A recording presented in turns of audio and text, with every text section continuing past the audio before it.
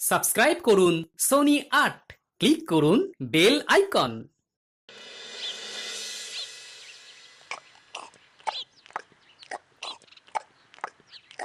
বুঝলি, ওই মুড়ির সাথে ঝুড়ি ভাজার কোনো তুলনা হয় না। অনেকদিন তো ছুটি কাটালে, কালকে থেকে রাজবাড়ি যেতে হবে, খেয়াল আছে? তা আছে বই কি। এই দেখো মুড়ি শেষ, দাও দেখি আর দু মুঠো। গেল গেল গেল রে, গেল। এই কে রে, কে রে? ওরে হাউই দিক বলে দাদুর বাড়ি চলে গেছে, পালা। দাঁড়া দাঁড়া, দাদু, এতে আমাদের কোনো দোষ নেই, সবই হাউইয়ের দোষ। কি করব বলো? ওরে কালী পুজো দীপাবলি এখনো আসতে দেরি আছে, তা এর মধ্যেই তোদের বাজি পোড়ানো শুরু হয়ে গেল।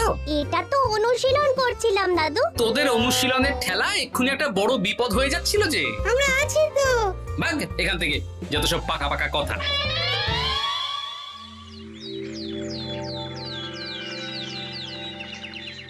লম্বা ছুটি কেমন কাটালে সবাই? আমার তো মহারাজ কাজের মধ্যে দুই, খাই আর শুই। বুঝে গেছি, এবার বাকিরা বলো। আমি তো দুর্গাপুজো লক্ষ্মী পুজোর পরে খুব ভালো হয়ে গেছি। বাবা, মা কালীর আশীর্বাদে আজ পশ্চিমে সূর্য উঠেছে নাকি? মানছি আমি আগে খারাপ ছিলাম, একটু মিথ্যে কথা বলতাম, অপকর্ম করতাম, কিন্তু এখন আর না। আমি আজ থেকে বদলে যাওয়া আমি। বেশ বেশ, খুব ভালো কথা। বাকিরা বলো। আমি এই লম্বা ছুটিতে শক্তিশালী আতশ কাজ বানিয়েছি। এর উত্তর লক্ষ্মী কাজ সূর্যের আলোকে একটা বিন্দুতে সংযোগ করে। সেই বিন্দুতে তাপ বেশি হয়, যা কাগজ বা কাঠকে সহজেই জ্বালাতে পারে। ছোট্ট একটা ভুল করে ফেললে বিজ্ঞানী। সামনে দীপাবলি, কালী পুজো, তুমি কোথায় আতশবাজি বানাবে তা না, তুমি আতশ কাজ বানালে। আসলে রাজজ্যোতিষী বলছিলেন কদিন ধরে হস্তবিচার করার সময় হাতের রেখা দেখতে অসুবিধা হচ্ছে। তাই তুমি এটা আমার জন্য নিয়ে এসেছো। এই নিন রাজজ্যোতিষী, আপনার উপহার।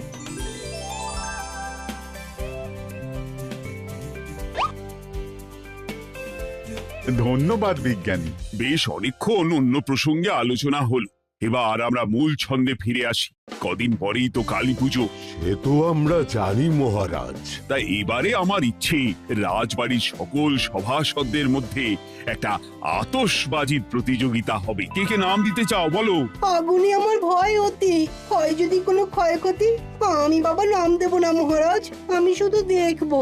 বেশ, বাকি সবাইকে কিন্তু বাজি পোড়ানোর প্রতিযোগিতায় দেখতে চাই।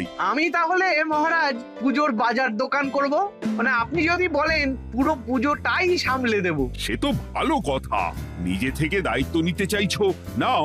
মহারাজ, মন্ত্রী মশাইকে একদম বিশ্বাস করবেন না। যেখানেই অর্থের গন্ধ থাকে মন্ত্রী মশাই সেখানেই অনর্থ করে বসেন। একদম বাজে কথা বলবে না গোপাল, আমি এখন ভালো হয়ে গেছি। বেশ মন্ত্রী, তুমি বাজার দোকান কেনাকাটার সব দায়িত্ব নাও, কিন্তু কোনো দোকানে দ্রব্যমূল্য তোমাকে দিতে হবে না।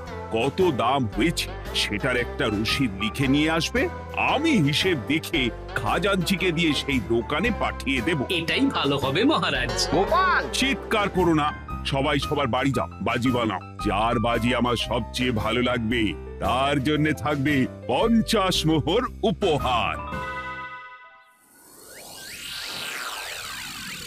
হঠাৎ আমাদের ডাকলেন যে? কিছু খাওয়াবেন নাকি? আমার মাথাটা খেয়ে নে। ওটা তো গোপাল খেয়ে নিয়েছে, আমরা কিছুই পাবো না। হ্যাঁ, ওই গোপাল, ওই আমার বাড়া ভাতে ছাই ঢেলে দিয়েছে। আপনি বললে আমি গোপালের বাড়িতে গিয়ে উনুন ভেঙে দিয়ে আসবো। না জ্বলবে উনুন, না হবে ছাই। না না না, অন্য কিছু জ্বালাতে হবে। গোপাল তো এবারে ওই কালী পুজোয় বাজি পুড়িয়ে বাজি মাত করে দেবে। তা আমরা কি করব?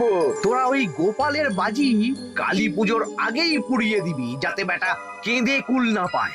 এ তো খুব চাপের কাজ, গোপাল খুব ধুরন্ধর লোক। একবার যদি কোনো কিছু আঁচ করতে পারে তাহলে আমাদেরই জ্বালিয়ে দেবে। ওরে ওরে, গোপাল আমার রোজগারের রাস্তা বন্ধ করে দিয়েছে।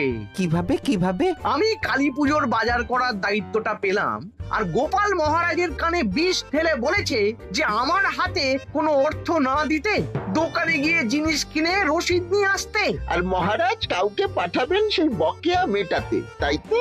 একদম তাই। তাহলে আপনি সব দোকানিদের সাথে ষাট করে নিন, যে দাম বাড়িয়ে লিখতে।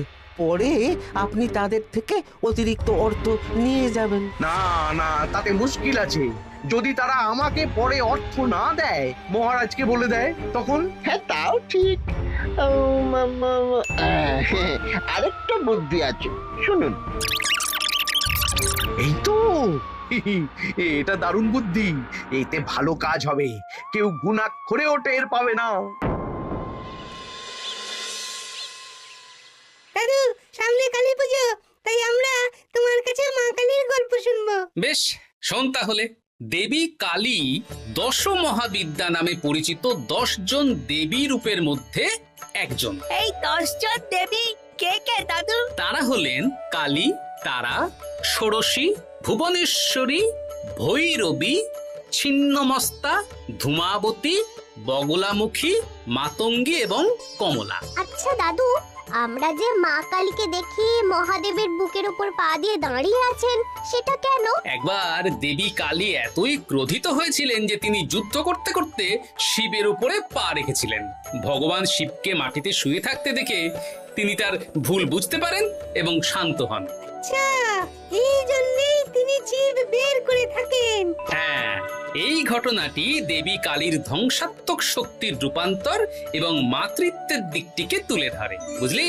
এবারে তো তুমি রাজবাড়িতে বাজি পোড়ানোর প্রতিযোগিতায় নাম দিয়েছো, তা কি কি বাজি পোড়াবে তুমি? তুবড়ি আর রং মশাল। আমাদেরও রং মশাল বানিয়ে দিও। বেশ বেশ, দেব, কিন্তু তার জন্যে তোদের কিছু কাজ করতে হবে। কি কাজ বলো দাদু? শোন, মন্ত্রী মশাই এবারে রাজবাড়ির কালী পুজোর সমস্ত বাজার দোকানের দায়িত্ব নিয়েছেন। যদিও হাতে অর্থ পাবেন না, কিন্তু উনি যা চালাক, তাই ওনার উপর নজর রাখতে হবে, তাই তো দাদু? হ্যাঁ, একদম ঠিক। ঠিক আছে, এখন আমি উঠি তাহলে। বাজি বানানোর জিনিসপত্র কিনতে হবে। ঠিক আছে, আমরাও তাহলে উঠি। এই যে শুনছো, কি হলো? তোমার কি বায়না বলে ফেলো। তুমি তো বাজারে যাচ্ছ, তা কিছু পোড়া মাটির প্রদীপ আর বলতে নিয়ে এসো তো। ঠিক আছে, দাও দেখি, থলে দাও। যাই দেখি, জয় মা কালী বলে এগিয়ে যাই।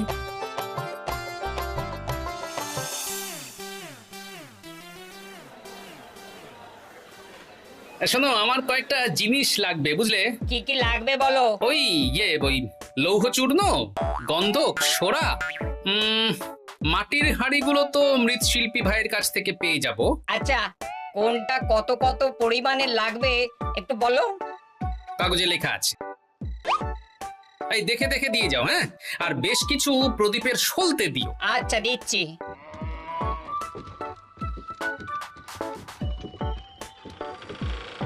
এই যে ভাইয়া, এনে ফর্দ দেখ, দেখে সব জিনিস দিয়ে দে। তা আপনার বাড়িতে কোনো অনুষ্ঠান আছে নাকি? তোকে আম খেতে বলেছি, আম খা, আঁটি গুনিস না।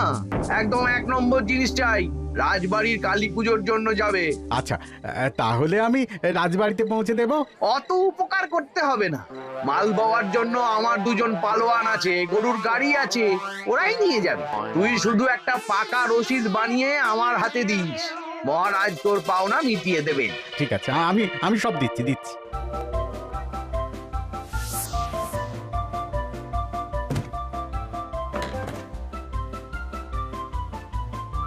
মন্ত্রী মশাই, রাজবাড়ির কেনাকাটা চলছে বুঝি? হ্যাঁ, রাস্তা ছাড়ো, তোমার সাথে বেশি কথা বলতে চাই না। এই চল চল চল।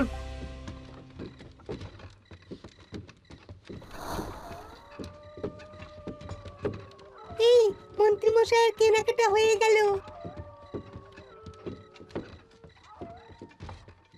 কিন্তু রাজবাড়ির রাস্তা তো বাঁদিকে, তা মন্ত্রী মশাই ডান দিকে গেলেন কেন? ডান দিকে তো ওনার নিজের বাড়ি। চল চল নজর রাখি, দৌড় লাগা। এ বটা ঘটা, কিছুক্ষণ পর নগেন আসবে, ও সব নিয়ে যাবে। ওই তো একটা লোক এসেছে। ওর নামই নগেন। ওর পাশের রাজ্যে একটা পাইকারি মুদিখানার দোকান আছে। মন্ত্রীমশাই, আপনার কথা মতন ওই 14 কেজি আতপ চালের ওপরে 1 কেজি গোবিন্দভোগ চাল, ওই কমা মুগ ডাল নিয়ে এসেছি। এবার শুধু বস্তা অদল বদল করে ফেলো, আর আমার পাওনা অর্থ দিয়ে দাও। নিশ্চয়ই নিশ্চয়ই।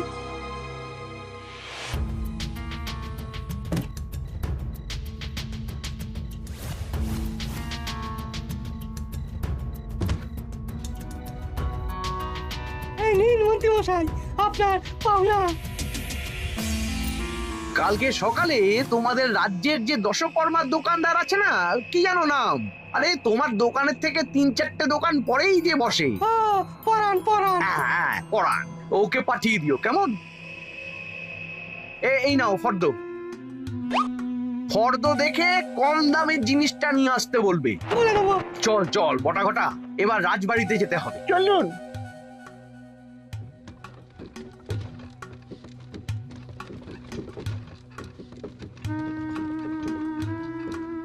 ওরে বাবা রে বাবা, মন্ত্রী মশাই কি চতুর! ব্যাপারটা গোপাল দাদুকে জানাতেই হবে। হ্যাঁ হ্যাঁ, চল চল।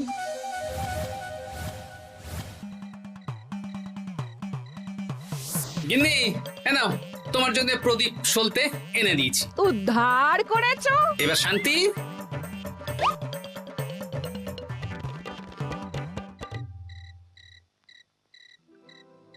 দাদু দাদু, কি রে? সর্বনাশ হয়ে গেছে। কেন রে, কি সর্বনাশ হয়েছে? একটু আগে তো মন্ত্রী মশাই মুদিখানার সমস্ত মালপত্র নিয়ে নিজের বাড়ির সামনে এলেন। তারপর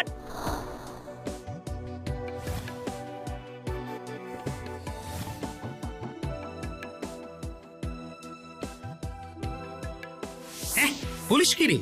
আমিও ঠিক সময়ে মন্ত্রীর পর্দা ফাঁস করব। এখন তাহলে আমাদের ঠিক খাবার খাও। কি খাবি বল? ভোলা মায়ের দোকানে সরপুরিয়া। বেশ, চল তাহলে।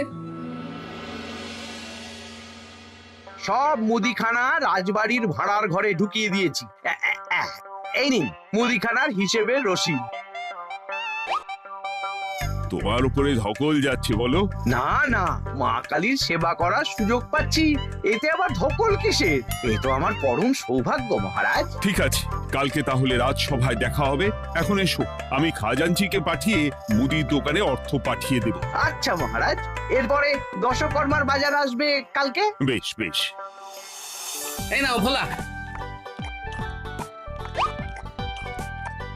আচ্ছা, তুমিও তো সরপুরিয়া খেতে পারতে। আরে আমি তো হামেশাই খাই।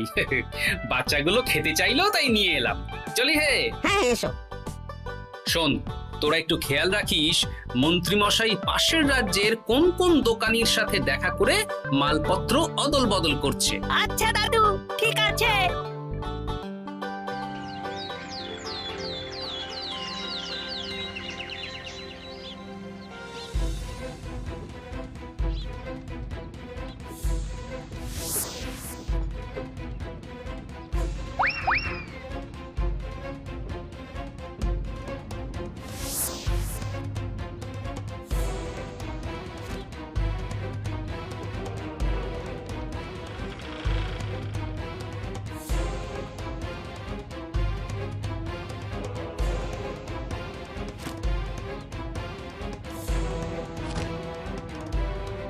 তাহলে পরাণ, সব হিসেব বুঝে নিলে, এবার দাও আমার প্রাপ্য। এই নিন। আচ্ছা, এই ব্যাপার।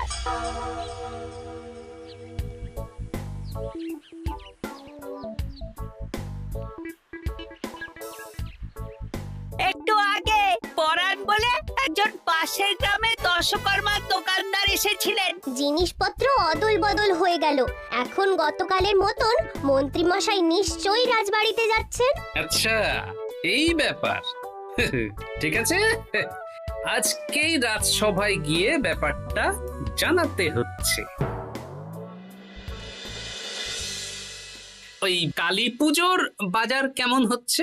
ভালোই। মন্ত্রী তো যত্ন নিয়ে সব কেনাকাটা করে রাজবাড়িতে দিয়ে যাচ্ছে, আর আমার হাতে রসিদ ধরাচ্ছে। আপনি কিন্তু একবার রশিদের সাথে সাথে জিনিসপত্রগুলো নিজের চোখে দেখে নেবেন মহারাজ। এই কদিন পরেই তো পুজো। জিনিসপত্র আবার আগে থেকে দেখার কি আছে? হ্যাঁ, আমি সব ভালো জিনিসই এনেছি। তবুও মহারাজ একবার দেখে নিন, দরকার হলে এখনই দেখে নিন না। গোপাল যখন এত করে বলছে মহারাজ দেখে নিন। বেশ, চলো ভাড়ার ঘরে। এই সব রাজকাজ ছেড়ে এখন ভাড়ার ঘরে যাওয়ার কোনো মানেই হয় না। না না, গোপালের সন্দেহ দূর করা দরকার। চলো সবাই, চলো।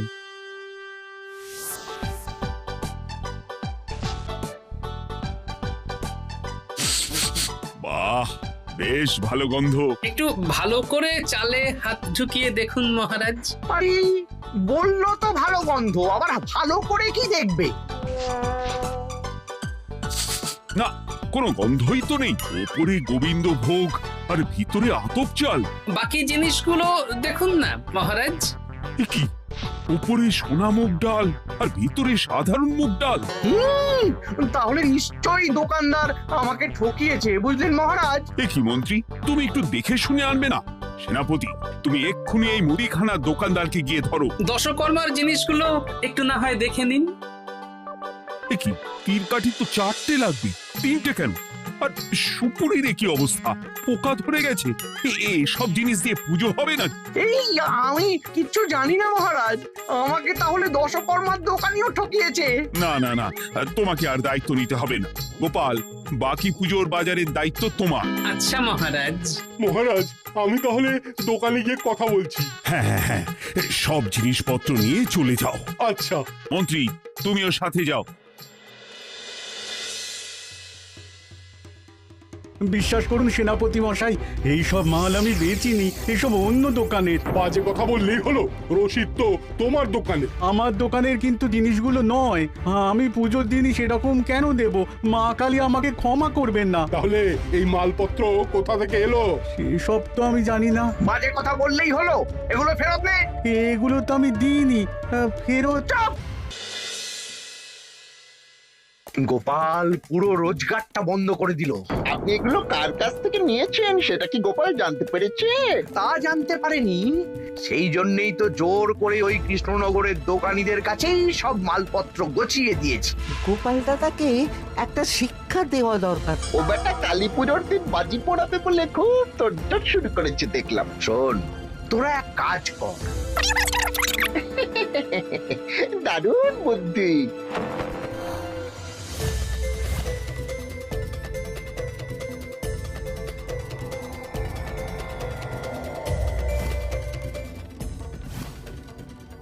এই চোর চোর চোর, আমার আতস কাঁচটা নিয়ে পালিয়ে গেল। চোর চোর।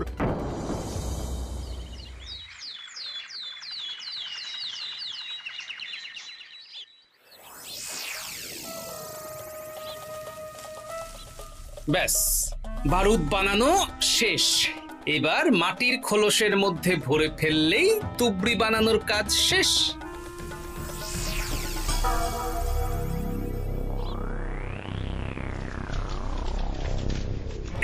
চলে গেল চলে গেল, চা সব বারুদ চলে গেল। হায় হায় হায় হায়, কি হলো রে বাবা? একে বারুদ কিভাবে জ্বললো? এখানে তো আগুন নেই।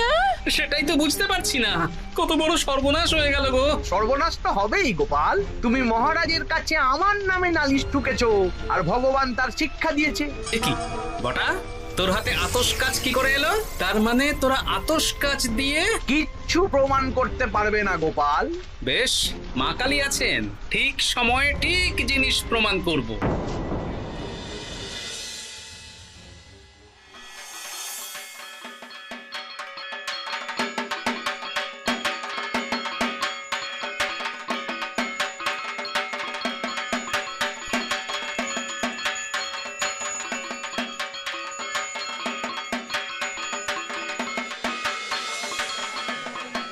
তাহলে এবার বাজি পোড়ানো শুরু হোক।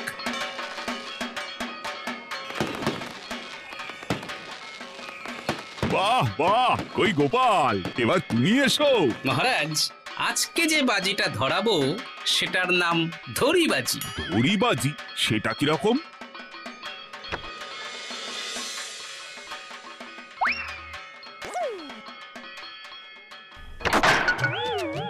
এ কি মস্করা করছো? এ তো হাঁড়ি থেকে কাগজ বেরোলো। এবার এই কাগজগুলোর মধ্যে কয়েকজন লোকের নাম লেখা আছে, সেগুলো আপনি পড়ুন মহারাজ।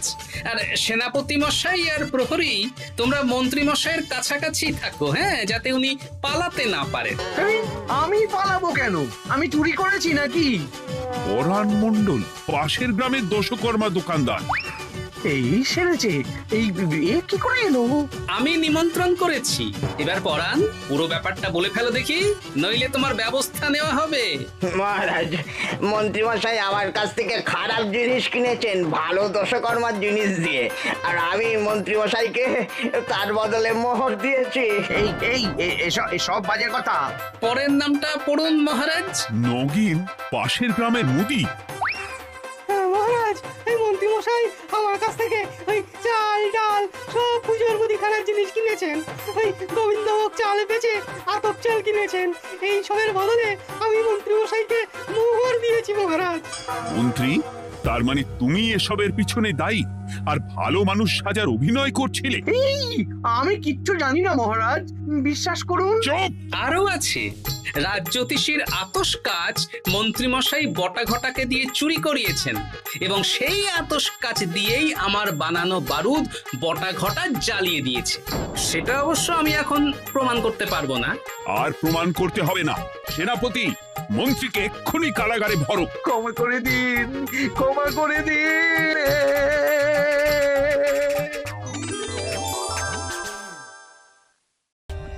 For more updates, subscribe to our channel, click the show links and enjoy watching the videos.